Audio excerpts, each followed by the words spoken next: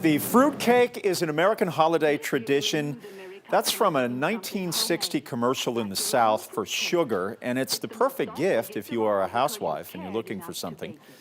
But you know what? The fruitcake over the years has suffered kind of a slow death. It's not as cool. It's one holiday tradition that isn't living. It's something that hasn't been passed down through the generations. It's kind of stopping right now, and really it's become a punchline for holiday jokes.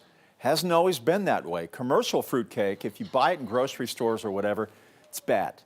It's full of artificial gunk, it doesn't taste good, and you don't want to eat it. But there's one place in Atlanta, not far from where I'm standing right now, that's keeping the tradition alive. The Rhodes boys make their grandmother's recipe with Plant City, Florida fruit, Georgia pecans, and pound cake. The Rhodes Bakery, you know about it on Cheshire Bridge Road. If you lived in Atlanta, you know all about it.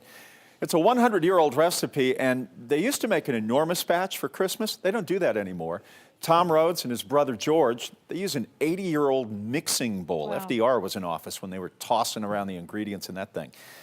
He and his brother are like concert pianists. One instrument, four hands, the perfect duet.